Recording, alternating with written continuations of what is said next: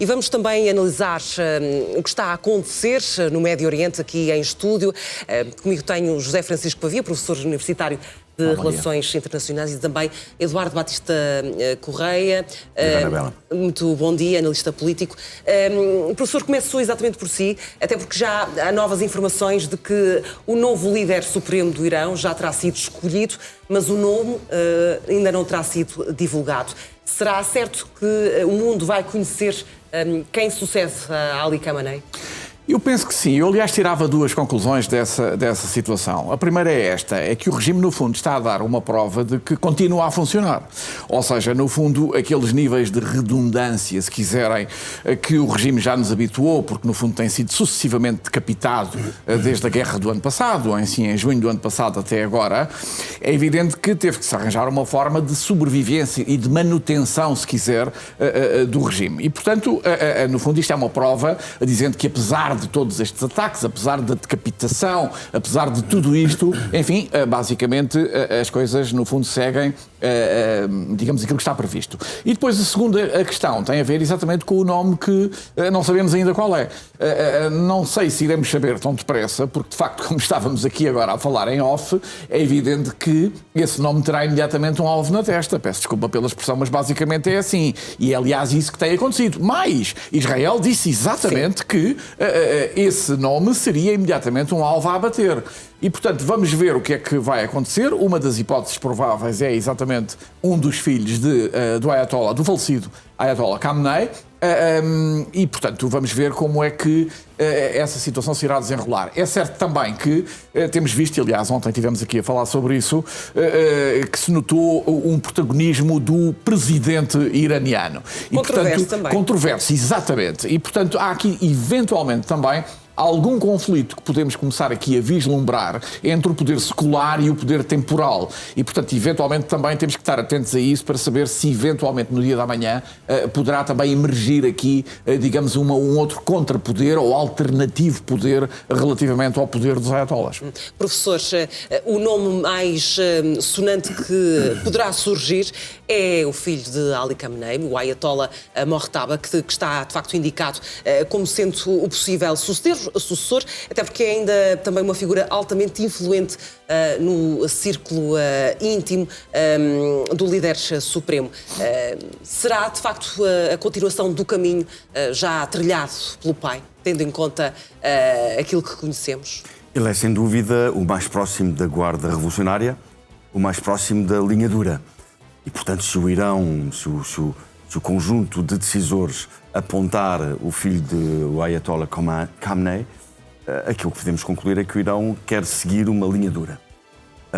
Ele é o mais duro de dos 4 nomes que se fala, como possíveis sucessores.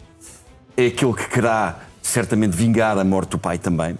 E, portanto, será um mau sinal. Será um mau sinal porque, no fundo, iremos ver esta teimosia dos clérigos reforçar-se e, no fundo, a distanciar-se de um possível acordo diplomático. E, portanto, eu diria que o Irão seria bastante mais inteligente se fosse escolher alguém mais próximo do presidente, mais próximo de uma linha mais moderada e que possa, de algum modo, unir os iranianos à volta de um projeto comum. O que está complicado, apesar dos ataques e a forma como os israelitas e os americanos têm vindo a destruir um conjunto de infraestruturas e de pessoas, e a escola, no fundo, tem vindo a unir os iranianos em vez de os separar. Relembrar que há pouco mais de um mês tínhamos manifestações na rua relativamente intensas, diárias, com milhares de pessoas, contra o regime. Essas manifestações acabaram, essas demonstrações acabaram e, de facto, os iranianos estão hoje unidos à volta do conceito de soberania, o que me parece não estar a ser perfeitamente entendido tanto pelos Estados Unidos como por Israel. Mas ainda pegando aqui naquilo que o professor dizia, pode haver alguma crispação entre a nova liderança do Irão, ou a atual liderança que está ainda em regime provisório, e o presidente do Irão, tendo em conta as declarações que fez ontem. Já hoje conhecemos também novas declarações de que ele foi mal interpretado, diz isso mesmo, e que não quer abrir uma guerra com os países vizinhos. Mesmo assim, continua a desenvolver esses ataques. Pode haver aqui uma brecha entre estes dois núcleos? Vamos por partes. Vamos ao discurso do Presidente da República. Ele foi mal traduzido. O que ele disse é que não queria atacar os países vizinhos, os países amigos vizinhos. Mas pediu desculpa, efetivamente. Pediu desculpa por alguns ataques e o que ele disse foi que iria continuar a atacar desde que desses países partissem ataques americanos para o Irão. Outra coisa é as quesilhas internas. Evidentemente, todos sabemos, este presidente, dentro da lista de possíveis presidentes, quando foi eleito, era o mais moderado. E, portanto, este presidente representa uma linha muito moderada do Islão dentro do Irão. Contudo, se o próximo líder, se o próximo ayatollah for um radical, for uma linha dura, evidentemente que haverá uma maior crispação. Até porque, sociologicamente, o Irão está muito dividido em vários setores, mas a maior divisão entre o conceito persa e o conceito islão radical. E, portanto, o próprio Irão tem agora, se quisermos, a oportunidade de sinalizar ao mundo qual é a sua posição para os próximos tempos. Os Estados Unidos, nomeadamente Donald Trump, já veio dizer diretamente que não está interessado nesta nova linha de sucessão que está a ser preparada, que quer, de facto, novos líderes e que seria ele também que deveria escolher essa liderança. O que é que podemos entender com estes novos dados, uma vez que também já nas últimas horas o Presidente dos Estados Unidos disse que não estás neste momento interessado em qualquer acordo com o Irão? Exatamente. Temos aí duas questões que merecem comentário. Desde logo, começando por aí, eu não sei o que é que Donald Trump quer, se calhar está à procura de uma Delcy Rodrigues agora, digamos, no Irão, como aquilo que aconteceu na Venezuela. Não me parece que seja fácil, no fundo, conseguir isso, até porque as diferenças, enfim, não vale a pena estar aqui sequer a enfatizar as diferenças enormes que existem nas duas situações. Mas eu também depois diria aqui uma outra coisa, que aliás foi referida agora pelo Eduardo.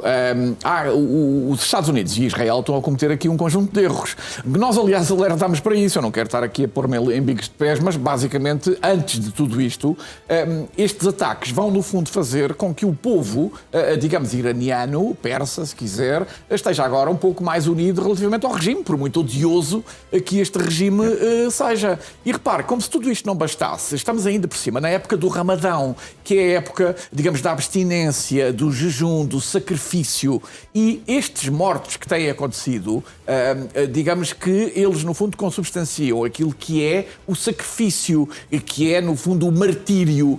E, portanto, eles, no fundo, vão ser vistos como sendo martirizados, se quiser, na defesa do seu povo. Gostemos ou não. Para os xiitas é extremamente importante. Precisamente, atenção. Mais ainda por cima para os xiitas. E, portanto, obviamente que até o timing, digamos assim, do ataque, precisamente no mês do Ramadão, não podia ter sido pior escolhido.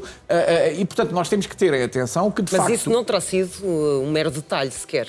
Bom, eu não sei se pensaram nisso, com toda a franqueza. Neste momento, não sei se os americanos pensaram que, de facto, neste momento estamos a viver esse período, enfim, que é o período mais sagrado, se quiser, da religião islâmica. É evidente que, enfim, não podemos agora conjecturar sobre isso, mas, de facto, o timing foi mal escolhido até por isso. Agora, relativamente à questão de se pensar que, eventualmente, na sequência destes ataques, haveria uma espécie de sublevação popular e que os iranianos iriam todos para a rua dar o peito às balas e enfrentar o regime, isso não aconteceu, como estamos a ver. Não aconteceu e, portanto, se estavas à espera disso, isso não aconteceu e dificilmente veremos isso, porque lá está. Teve exatamente o efeito contraproducente, o efeito contrário. Neste momento o povo está mais, se quiser, por muito odioso que seja o regime, mais próximo do regime do que estava anteriormente.